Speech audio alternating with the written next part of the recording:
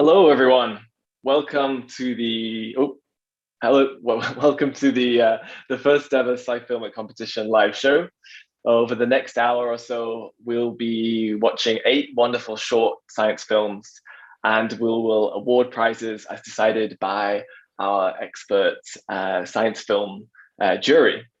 Now, just a note for anyone who might be watching on the SciFilmIt website, if you are on there and you want to join the conversation or you want to ask questions, then you can jump over to the YouTube channel or the YouTube live stream because there'll be a chat in there so you can put in your questions for the filmmakers and maybe for us as well. So I'm Robbie. I'm one of your 3 hosts this evening, and we'll begin by introducing each other. So first up in Barcelona, I will introduce Eleonora Aquilini. So Eleonora has a curious and creative mind. She's a scientist turned communication specialist. She has a PhD in microbiology and environmental biotechnology. She spent more than a decade in several labs around the world investigating that which is invisible to the eyes. She published her last scientific discovery in Nature Microbiology this year. She obtained a Master in Science Communication and Future Media at Salford University. And since 2020, she's been Communications Director of a global biotech company based in Barcelona. And she's also a proud human to a Black Labrador, and she loves music and dreams of traveling around the world. Thank you so much for being here, Eleonora.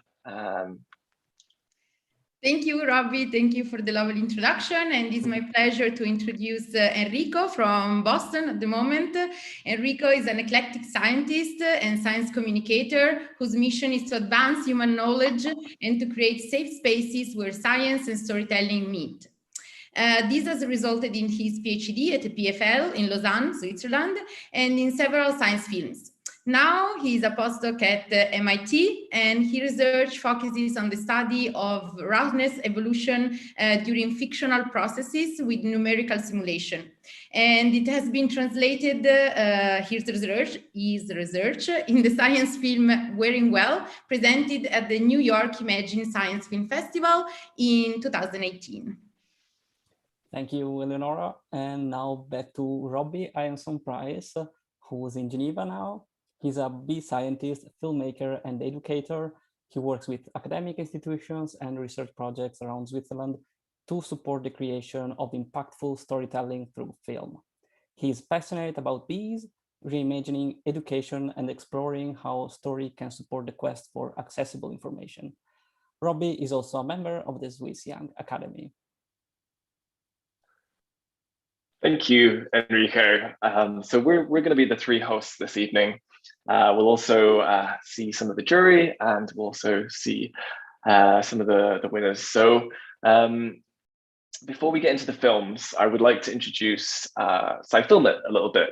So SciFilmIt is an association, and it was founded in 2019. It is an evolution of the Exposure Science Film Hackathon project that was launched in 2016 in Lausanne. And our goal is to use filmmaking or the filmmaking process to unite the worlds of science and story.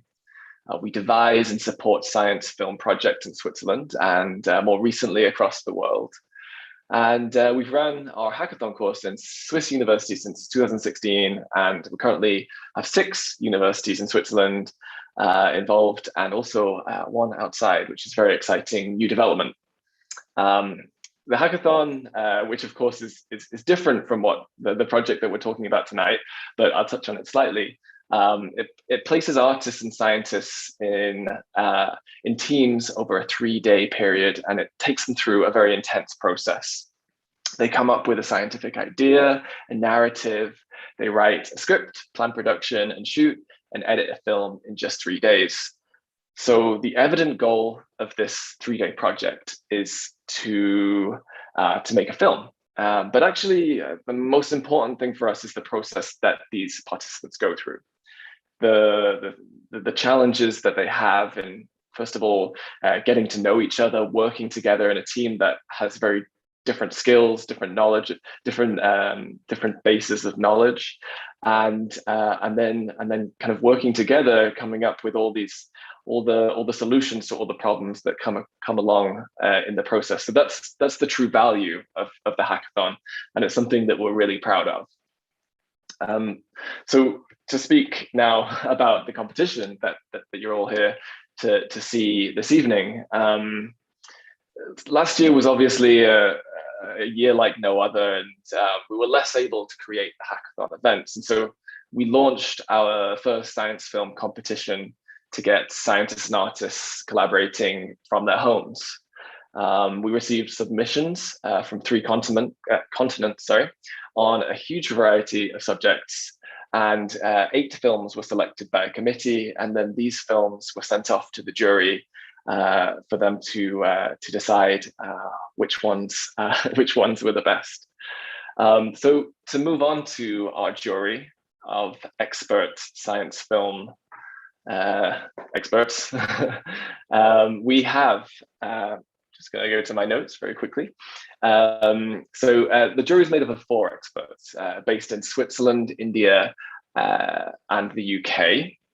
And our first expert was Morgane Freund, and she is a Swiss filmmaker with a deep interest in the creative spaces between art and science. She now studies at HSLU in Lucerne and creates documentaries about nature and animals. Her last project, Memoirs de Méduse, is an experimental film about jellyfish. Thank you so much, Morgane, for being part of this project. Prasenjit Yadav is a molecular ecologist turned National Geographic photographer and explorer. Prasenjit is one of very few photographers who integrates science deeply into his photo stories. He chooses ignored subjects, landscapes and species, and finds ways to develop engaging and accessible photos. So those are our first 2 jury members. We also have Professor Kirsten Prushoff, who is on the next slide. And Kirsten is a co-founder of SciFilmIt, and she's a multidisciplinary scientist at the University of Geneva.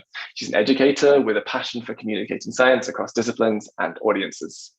We also have the wonderful Theo Blossom.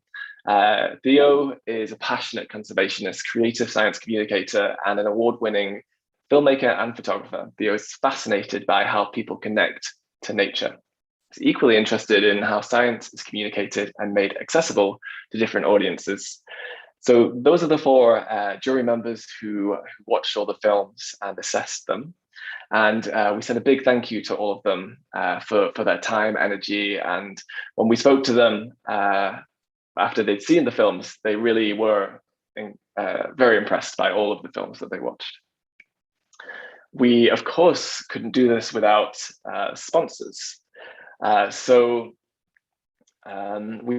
We have to say a big thank you to the University of Geneva, with whom we have worked for about 3 years now, and we hope to continue working with them, and Nikon, with whom we've worked for 4 years, and these are incredibly important in all our projects. So thank you very much to both sponsors.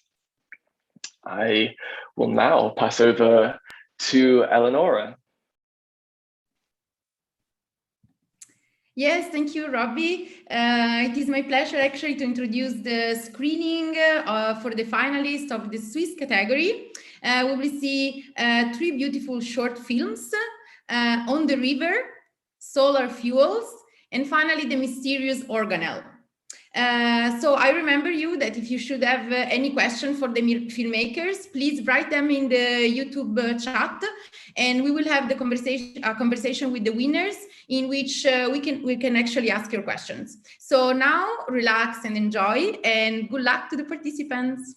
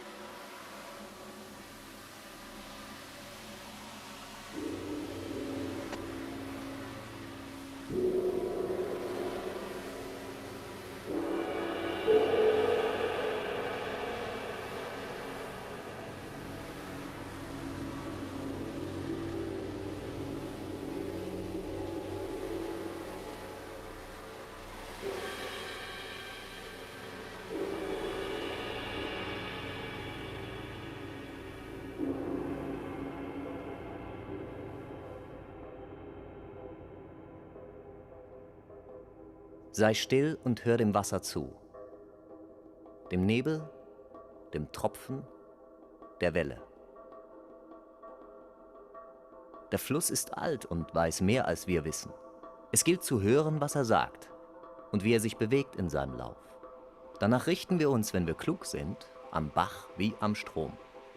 Wir sehen es an und staunen immer neu. Die Hydrologin, sie hat es mit dem Logos, mit dem Wort, spricht also mit dem Wasser. Und der Geograph schreibt achtsam auf, was das Wasser in die Erde schreibt, was es bewegt und ändert und verlagert, wo etwas aufblüht und gedeiht und leben kann und auch was untergeht in diesem Wasser, aus dem wir gekommen sind. Du lebst davon und du kannst darin untergehen. Es trägt dich und es trägt dich in die Welt und unter alle Sonnen und zieht dich dorthin, wo für dich kein Atmen ist. Seine Schönheit und sein Zauber, sie sind unbegreiflich und zugleich erbarmungslos. So mächtig sind die Widersprüche und seine Erscheinungen zwischen Bewässerung der Felder, einer todbringenden Dürre oder einer Überschwemmung und dem Erstarren in Eis.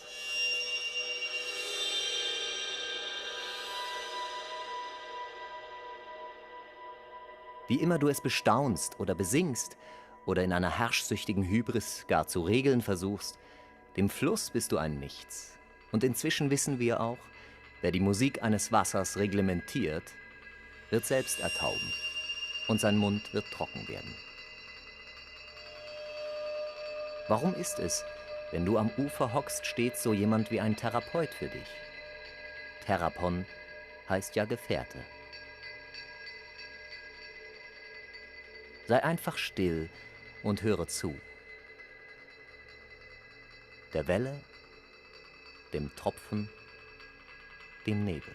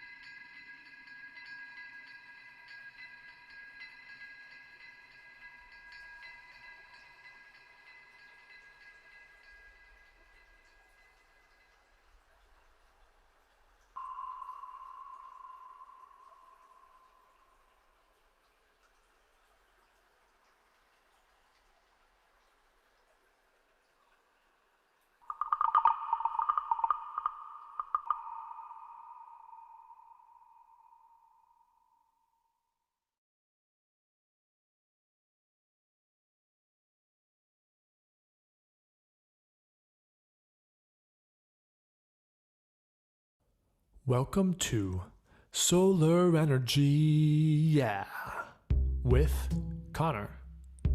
On today's episode, we will be discussing solar fuels. What? Yes, solar fuels. Specifically, we are going to be talking about hydrogen. So, let's get started.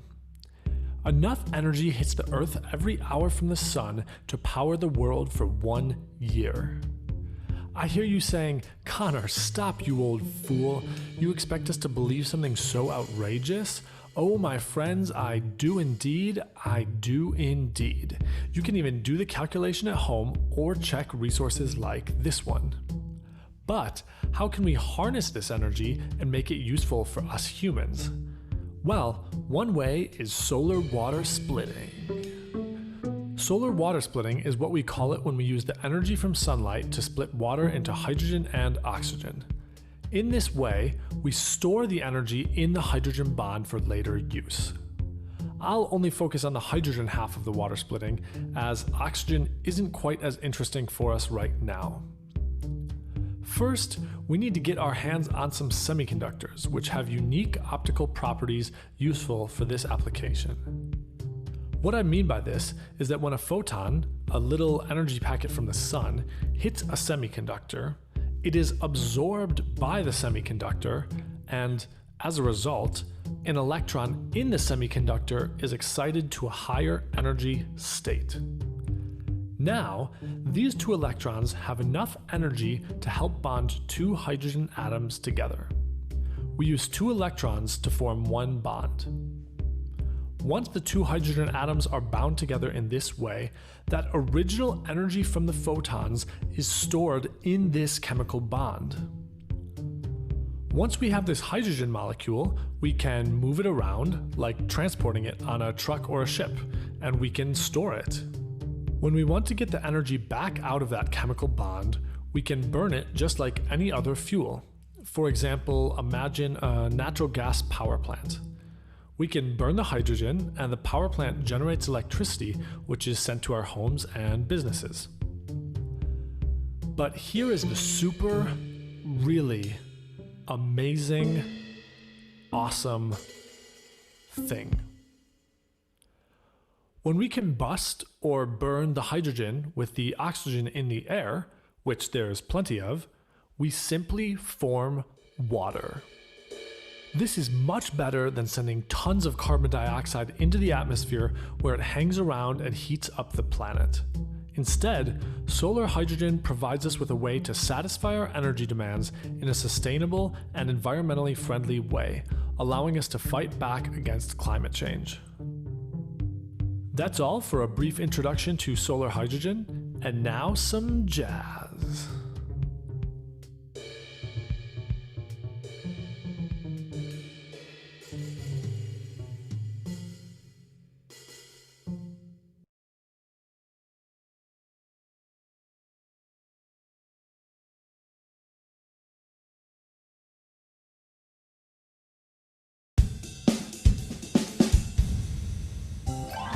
Hello there! My name is Centriole.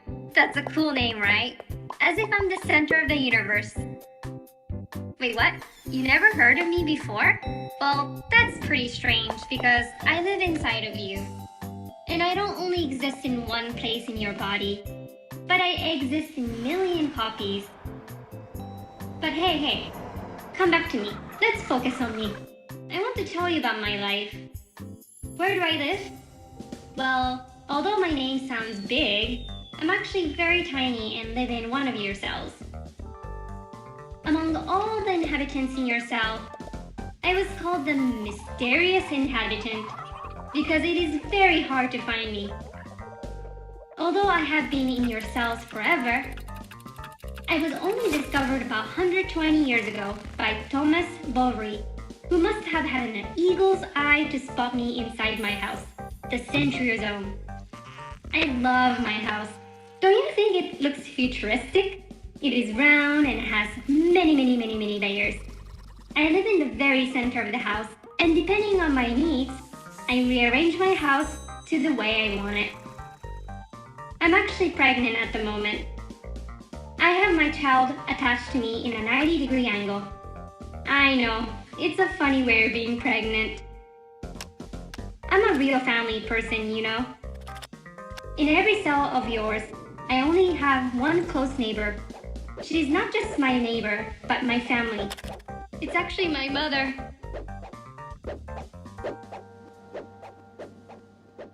So, do you want to know about my job? Well, it's a bit complicated, but let me explain. When you are growing up, your body makes more and more cells. Do you remember Mr. Nucleus? Mr. Nucleus's job is to store all the information a cell needs to live in the form of DNA. Almost like a library for all the knowledge you humans have. Now, when the cell decides to divide and multiply, Mr. Nucleus makes one copy of the DNA library. While Mr. Nucleus is really good at copying and sorting, he doesn't have the power to distribute the libraries into new cells afterwards. This is when my mother and I come into play. We are really strong, you know? We both rearrange our little house and take control of many strings, which scientists call microtubules. Then my mother and I use these strings to bring the DNA library from the center of the cell to our camps.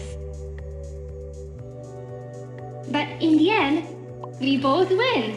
We make sure that every one of us has exactly one copy of DNA library each. At the end, we say goodbye to each other and go on to live our lives separately in different cells. But I don't live alone for a long time. I gave birth to my daughter, and she has now grown up to become a real woman. But I also have another job. Let's have a look at the origin of your life. I guess you already know about a sperm and an egg? Well, I hope so, because I don't want to have to tell you about the flowers and the bees again. Anyways, let's have a closer look at the sperm. I'm actually very important here. I make the tail of the sperm grow and help them move. And what about the egg? Well, guess what? I'm actually not there. During fertilization, I only come from the sperm. And this is because during the first cell division, it is important not to have too many neighbors fighting for your DNA libraries. But how did I disappear from the egg? Well, I wouldn't be the mysterious organelle if I told you everything.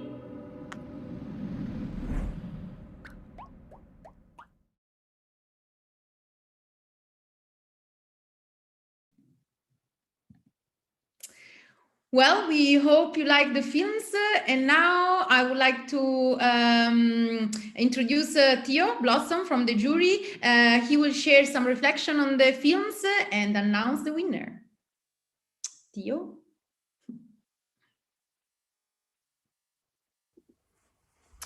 Hi everyone, my name is Theo. I am one of the judges this year. Myself and the other judges really enjoyed watching all of the films. Lots of creativity, lots of very different way to create rich visuals using some very special techniques which take a lot of time and dedication, so hats off to that. The winner of the Swiss film is someone who created a film that is very pertinent to a current issue of energy creation in the world, and did a great job of bringing in some humour and some nice visuals to communicate the importance of how we create energy. So the winner is Colin Firth with Solar Fuels. Well done, Colin. Bye, everyone.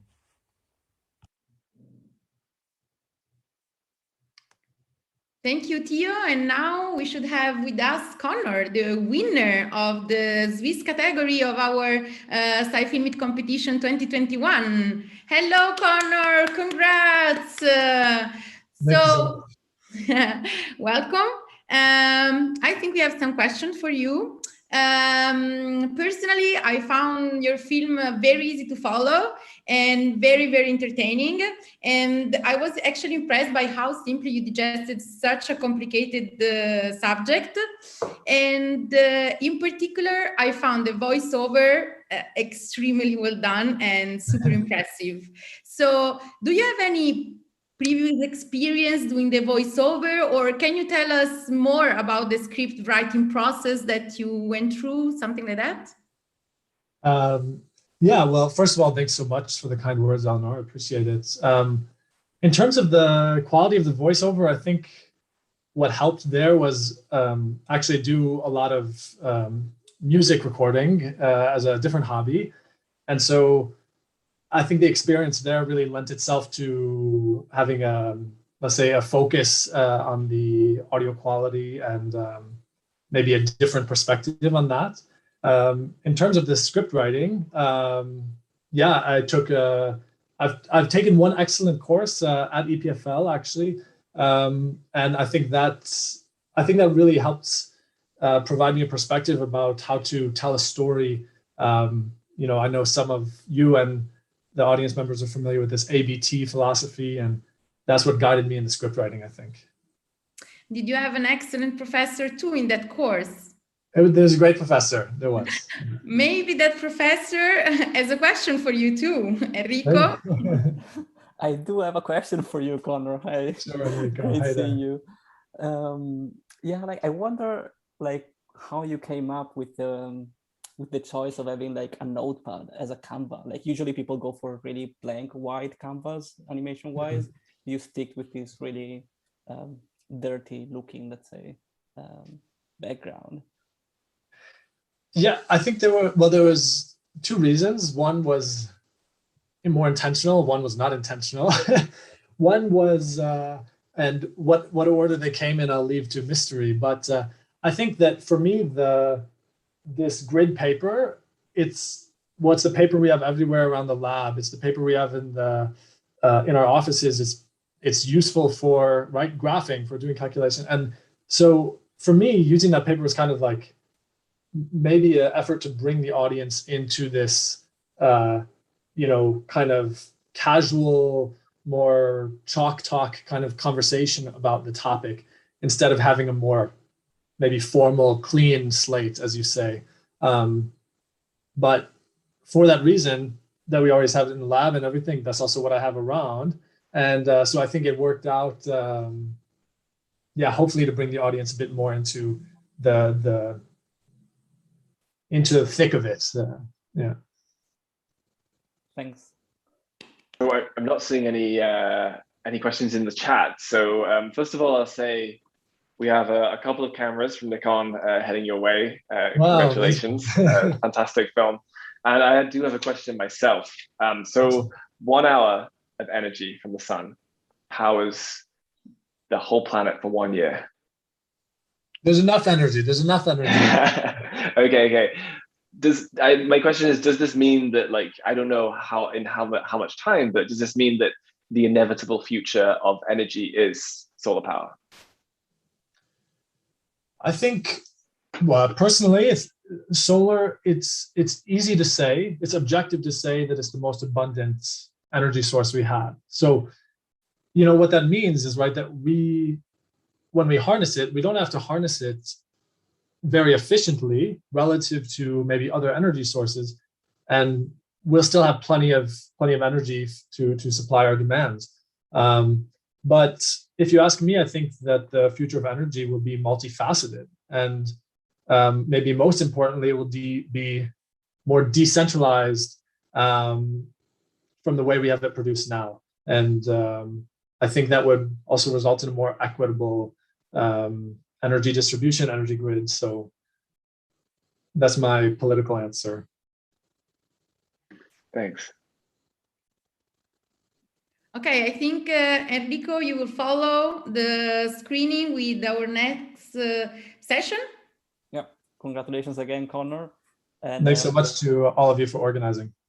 Sure, thank you. And so we now move on to our second and last section of the competition, which is the international section. So here we welcomed submissions from all over the world, and we're going to watch the 5 films that were selected. And the films are Don't Blame the Bats, Gravitational Lensing, How Tranexamic and Acid Stops Bleeding, Samsara, and Moonside Slide. Enjoy.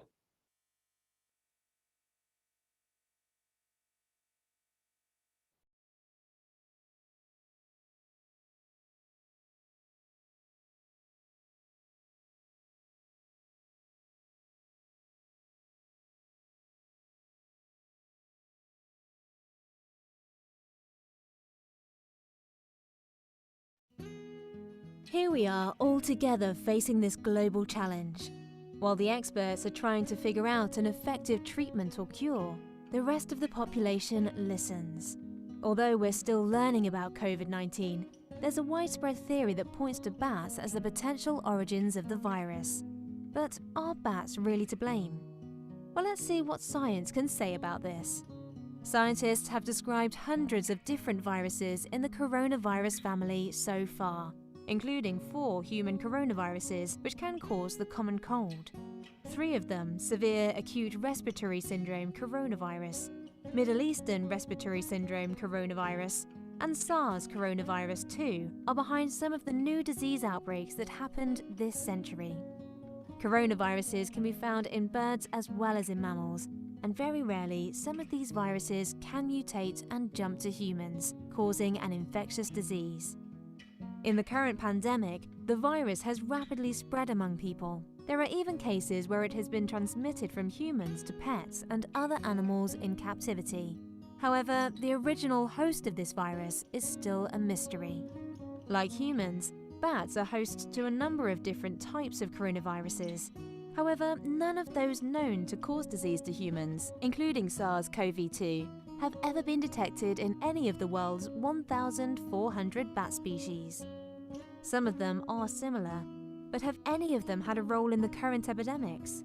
To know this, we need to track the evolutionary origin of the current virus. Scientists have compared the sequences of the complete genome of the new virus with other previously known coronaviruses. This showed that the current virus and others some bats carry are similar, but there are still many differences between them. The most similar bat virus found to date, and SARS-CoV-2, could have separated from a common ancestor around 40 years ago. Researchers have also analysed how the virus attaches to human cells. They have found that pangolins have a coronavirus with a membrane structure, similar to the current virus membrane. However, when scientists analysed its complete genome, the results showed that the pangolin virus is so distant to the present virus that pangolins couldn't have been the recent intermediate hosts. A scientific theory lays out that the current virus could have been present in humans for many years and recently mutated to become more capable of being transmitted. Did the current virus evolve from a bat virus? It's not as easy as it seems to know the evolutionary origin. The most likely link is that both viruses have a common ancestor, but is this really important? Understanding the epidemic origin is what matters more now. So, can bats transmit this virus to humans? At present, the evidence doesn't support this theory. Despite none of the presently known bat coronaviruses having ever directly infected a human, bats still have a poor reputation. Folklore of many cultures associate these mammals with a negative stigma. The fact that they are nocturnal and therefore mysterious means some people fear them, but the truth is that bats are extraordinary animals. When bats fly, their temperature raises to a fever-like level that could be harmful in other mammals. Bats use this to boost their immune system response and ward off the virus despite being infected. All the European bats feed mainly on insects, not blood. Some feed on spiders, and one species feeds on fruit. This brings many benefits to humans, like helping to control insects, some of which can damage crops and gardens, and some may even help control insects that can transmit diseases to humans, such as mosquitoes.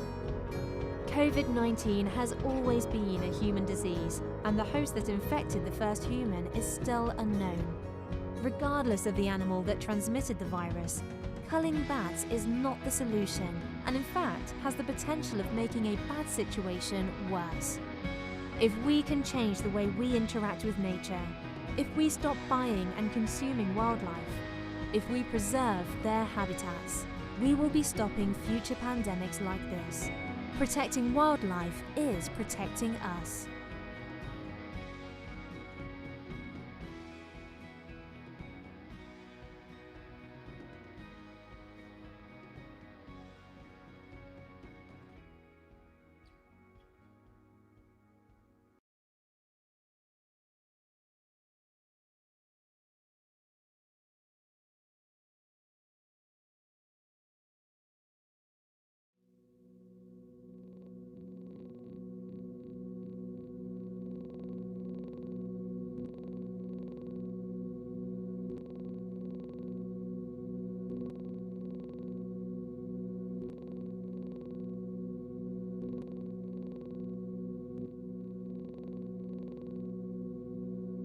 Our eyes crave baths of light, the flickering playground of shivering stars, an image of a blue arc on the rim, coiling around clusters of galaxies, the vivid shimmer behind you in the garden as the torch frames your silhouette in the dark.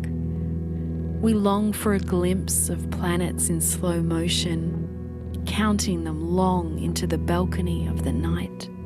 So after we see quasars in the distance, distorted, we want to understand how mass bends the light, how dark matter halos assemble over time by gravity, their complex webs cushioning around baryonic matter, or black holes infer their presence from distant stars or flowing accretion disks. Gravity flexes the structure of space-time, warping light from travelling in its straight line, as if a universal river pools at the sides of invisible stone, the brightness lit from behind. When a large galaxy becomes the front view focal lens, far-off galaxies are magnified and curved, arching at the frames. Strong and weak lensing enhance surrounding or further set stellar hives. Some nurseries, billions of years in our past. If the foreground mass, background and observer are perfectly aligned, this Einstein ring resembles the imprint of a cereal bowl abandoned for morning play, a seemingly concentric stain. We try to see beyond what is immediately visible and illuminate what is known but concealed. Our bare eyes in the coldness of night, peering through a telescope, unable to locate most of the weight of the universe, missing out on all the things we cannot see.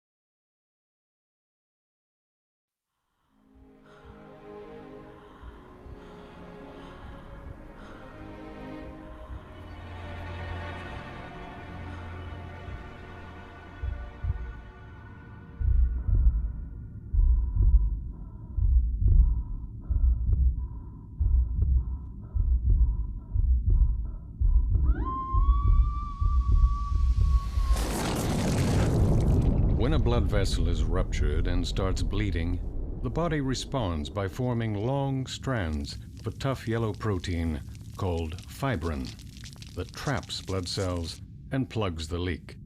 This is called clotting. However, at the same time, it triggers another process which is not always helpful.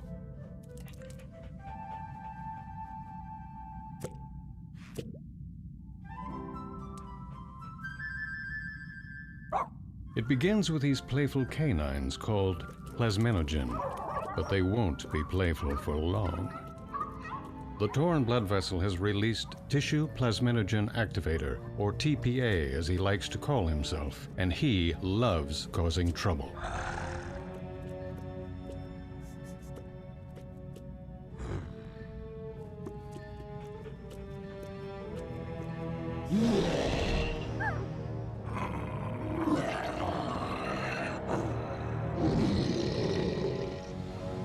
Once TPA shows up, the plasminogen dogs get nasty.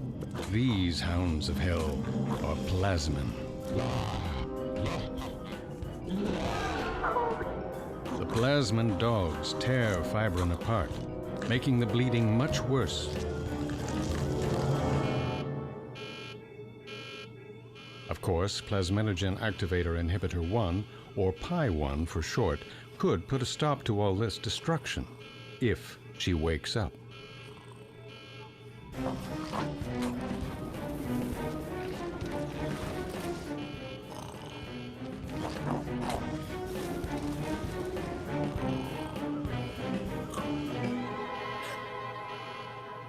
And when PI1 does wake up, it's often too late. That's why we give tranexamic acid as soon as possible after bleeding starts.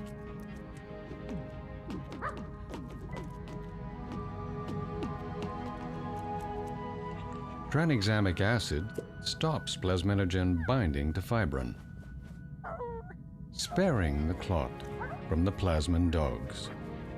And a nice blood clot can stop the bleeding.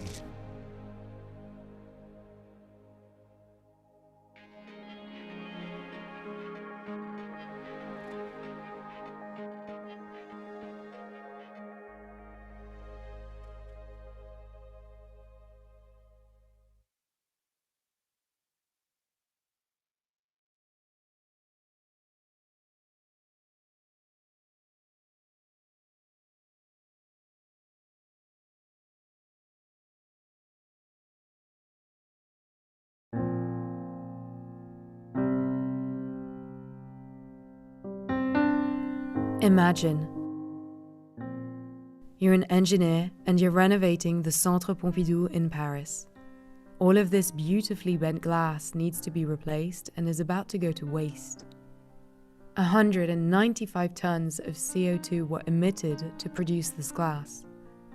Surely, you must know an architect who wants to reuse the glass.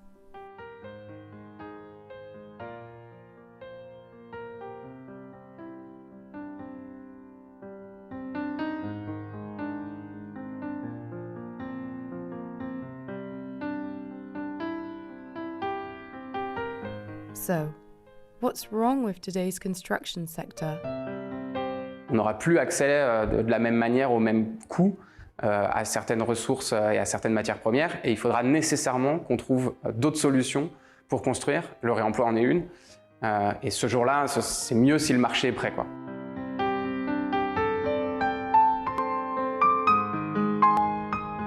What is circular construction? L'économie circulaire, c'est très simple, c'est quand les déchets des uns sont les ressources des autres et qu'on sort du schéma linéaire qui est ressources, utilisation et on jette. Et c'est qu'on vient prendre cette ligne et on la tord pour que le on jette redevienne la ressource des autres et qu'on soit dans un espèce de format comme ça circulaire et qui peut, s'il est suffisamment vertueux et suffisamment bien pensé, tourner à l'infini. On est dans un système qui consiste à extraire, consommer, jeter. Et l'exemple classique, c'est la matière première. C'est-à-dire que quand vous construisez un bâtiment, vous fabriquez une porte en bois comme celle qu'on voit autour de nous, vous coupez un arbre, donc vous extrayez de la matière d'une forêt en l'occurrence, vous fabriquez une porte, elle joue son rôle de porte, puis un jour pour une raison X ou Y, on vient à démolir le bâtiment ou à changer la porte parce que c'est plus la bonne couleur ou elle correspond plus à telle et telle norme. Et puis à ce moment-là, on détruit la porte et on la jette et c'est la fin de l'histoire de la porte et de la matière qui la compose. L'économie circulaire, c'est l'inverse, c'est de dire on peut plus se permettre de jeter cette matière-là et on pourrait la réintroduire dans un cycle. Et finalement, cette porte, elle peut de nouveau servir de porte ou bien elle pourrait servir de table.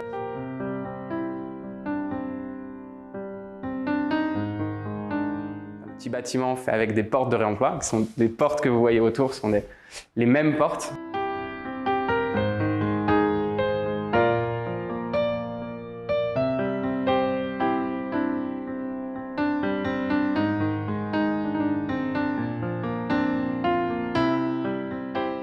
L'économie circulaire, moi je pense que c'est une opportunité formidable pour l'architecture, pour se réinventer, puisque c'est nécessaire de le faire aujourd'hui.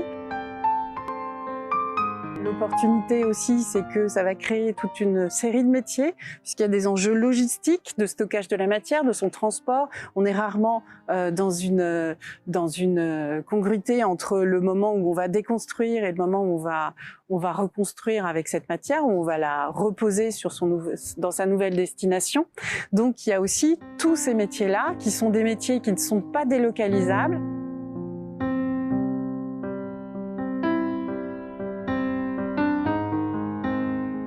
Are you wondering what happened to the glass from the Centre Pompidou? Le projet du Centre Pompidou, ça a été un alignement des astres qui, à notre niveau aujourd'hui, en 2020, etc., est assez rare. C'est-à-dire un projet, un besoin, c'est-à-dire un chef d'entreprise qui est venu nous voir parce qu'il voulait qu'on fasse des pavillons, des petites salles de réunion dans le hall de son siège social, et avec une correspondance en termes de timing, en termes de ressources, en termes de quantité, etc., un déchet disponible qui était les verres du Centre Pompidou. Et ça, l'alignement de ces deux facteurs, c'est ce qui a rendu possible, et c'est relativement rare aujourd'hui. Et c'est ce qui fait qu'on a pu aligner les deux et proposer pour les verres courbes de la chenille de Beaubourg une solution, une sortie qui évitait le destin tragique de la benne.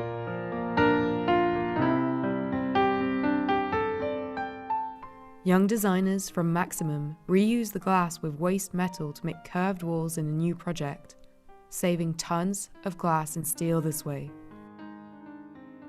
Considering the emblematic value of the Centre Pompidou, I'm happy we, collectively, went on a mission to find a new home for the glass. This is circular construction.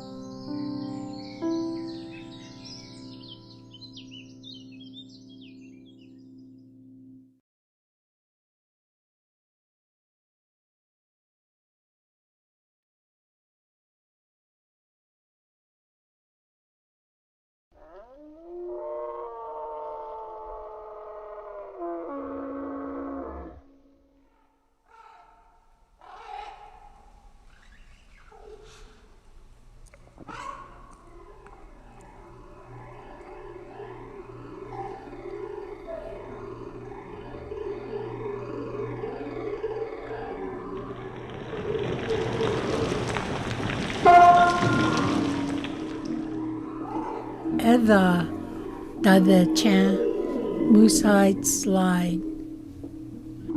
The Dawson City Landslide, also known as the Moosehide Slide, is a dominant feature of Dawson's cityscape.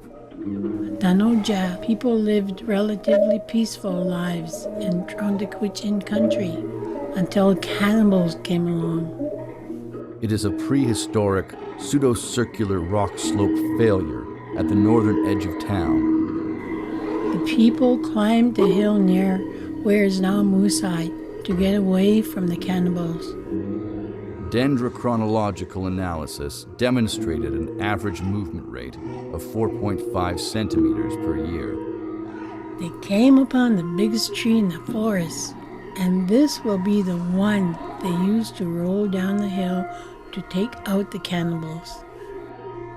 This moving section of the debris could be characterized as a rock glacier or as an earth flow, although our present observations and measurements do not confirm either mechanism. They thanked the tree for allowing it to be chopped down. Earth scientists have long speculated about how the slide initiated and what the present mechanism of movement is.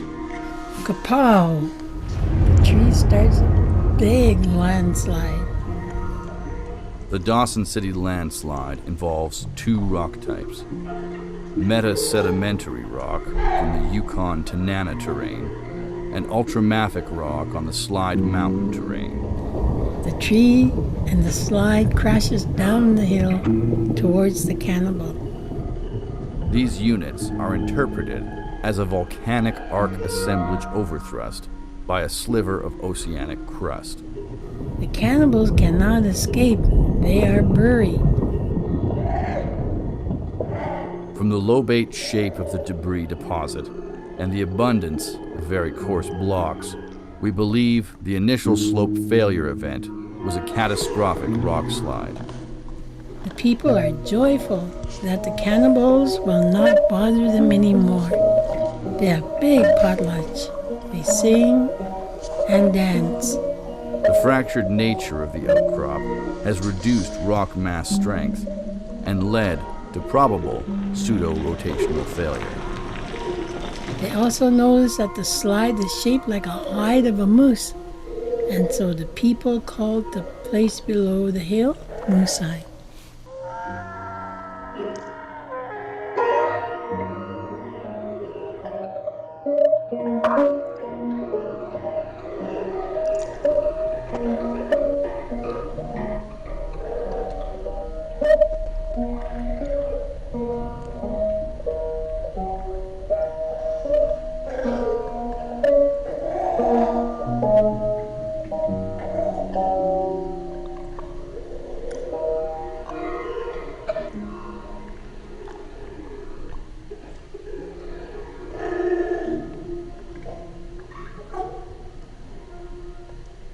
Local inhabitants have wondered whether another catastrophic slide will ever occur and whether the debris will continue to encroach on their property.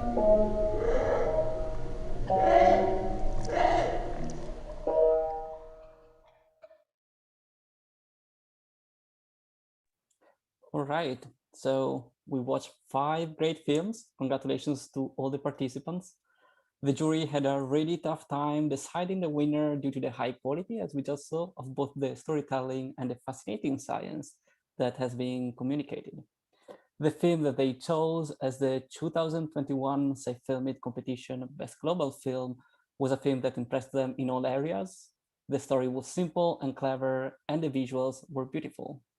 So congratulations to Hywell Roberts and his film How Tranexamic Acid Stops Bleeding. And we should have Hywell here for a quick chat.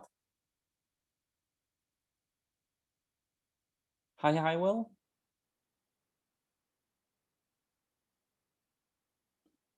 I can see he's connected, but I cannot neither hear him or see him.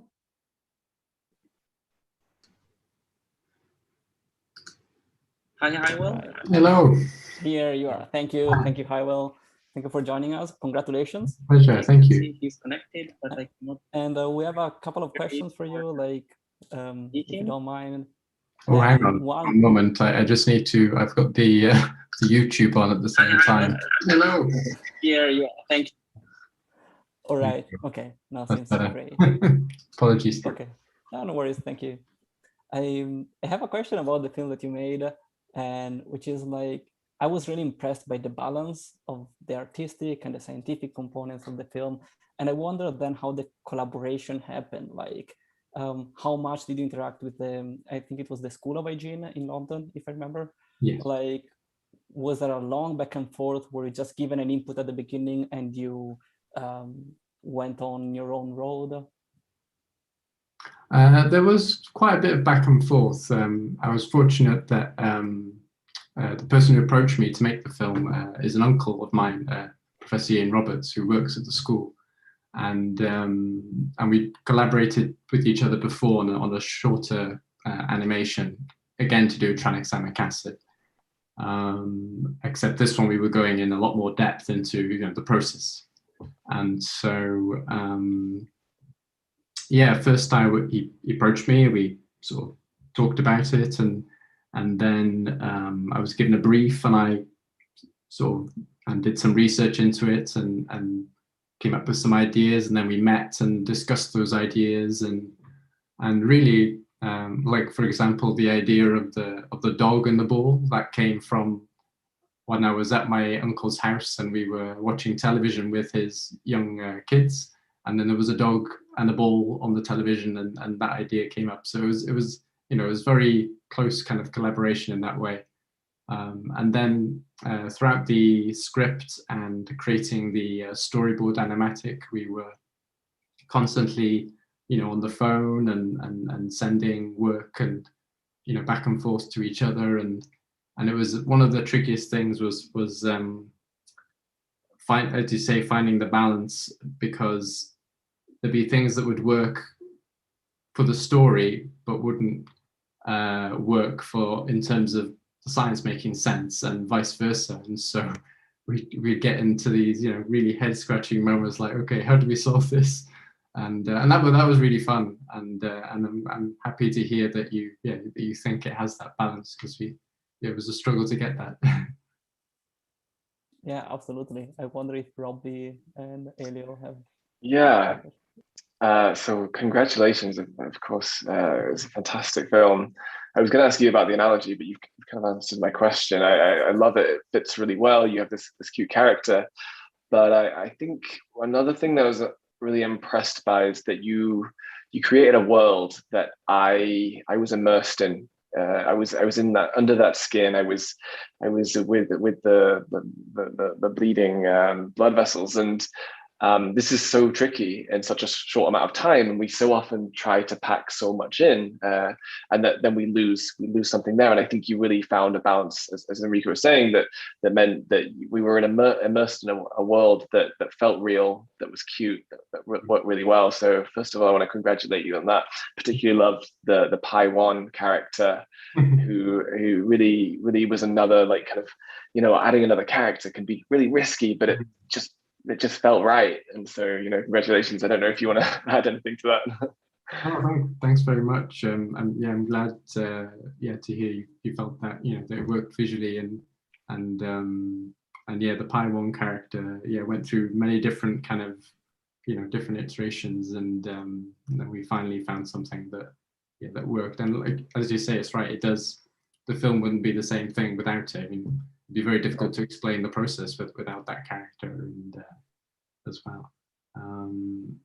Yeah, as for the inspiration for the visual style, I really wanted to keep things simple because the information was so complicated, and it had to be really clear and concise.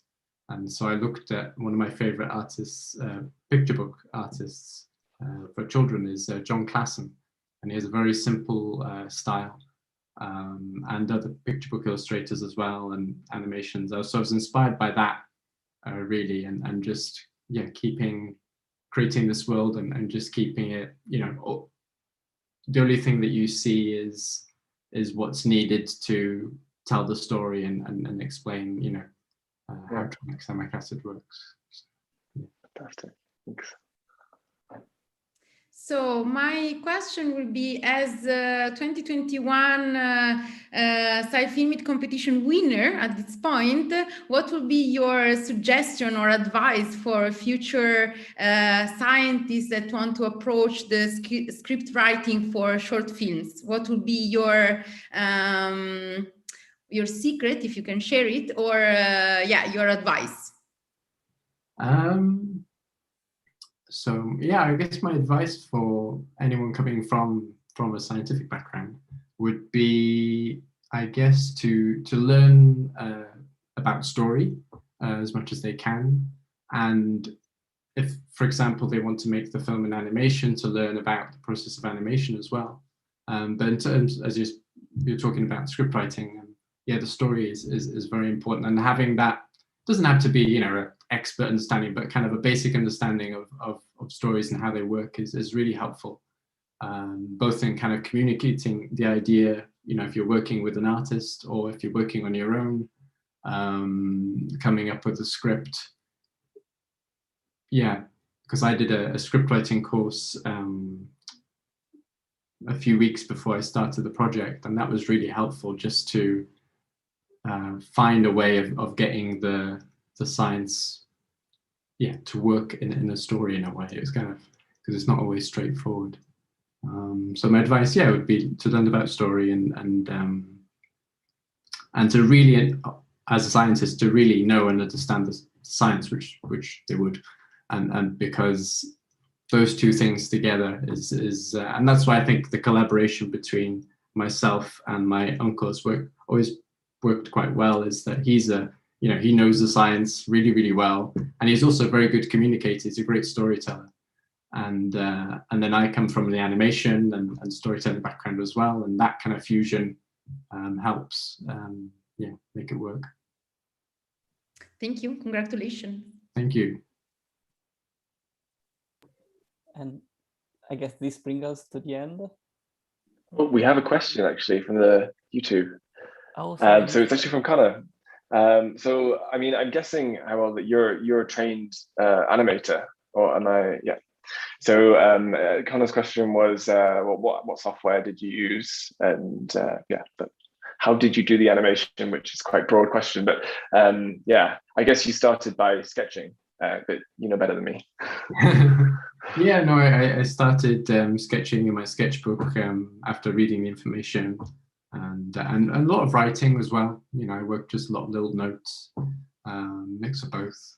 And then for the animation, after we created the whole film, and you can see it online actually, is done first in a storyboard. So that's drawings which kind of illustrate the script in a way, visualize the script, and that's timed out, with sound and everything, and that is essentially the film.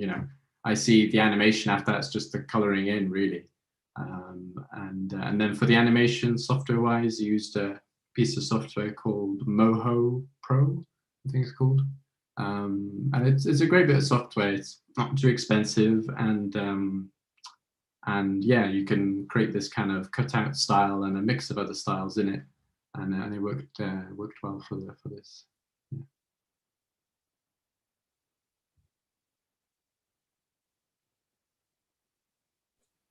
Thank you, Hywell, for answering all the questions, and congratulations again on your. Thank you all for organising this and selecting the film. It was really great to be part of.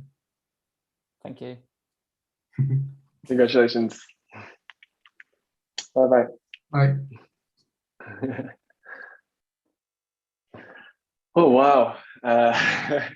So those are the 8 films and the 2 winners. It was really wonderful to have people asking questions and to meet some of the creators and to see them all again, actually, because they're all fantastic films. So that's where we are. It brings us to the end of the first ever SciFilmIt competition. It's been amazing to receive all the films, as well as the ones that were selected, and to celebrate them all tonight. So SciFilmIt kind of goes on, and we have kind of quite a few things coming up in the next few weeks. Next week, we actually have a live show in Lausanne. So we have a live cinema show where we'll show 6 films made in Lausanne. And yeah, they're fantastic. I've already seen them. There will also be a link to watch them online. So if you're not in Lausanne or if you're not nearby, you can watch them online. We then will have a hackathon in Geneva the week after. And then once more, we'll have a cinema event for that hackathon. So we should see 6 more films created in that hackathon. Once more, thank you so much to the amazing jury, and thank you so much to the University of Geneva and Nikon for their support. It's incredibly important. Thank you to Enrico, thank you to Eleonora for being wonderful co-hosts with me. And thank you to the audience for being for watching this. It really it means a lot to us. And if you're looking to get involved, get in touch. Lots of different ways to get in touch. Email and social media, great ways. And so thank you, and have a really nice evening. Goodbye.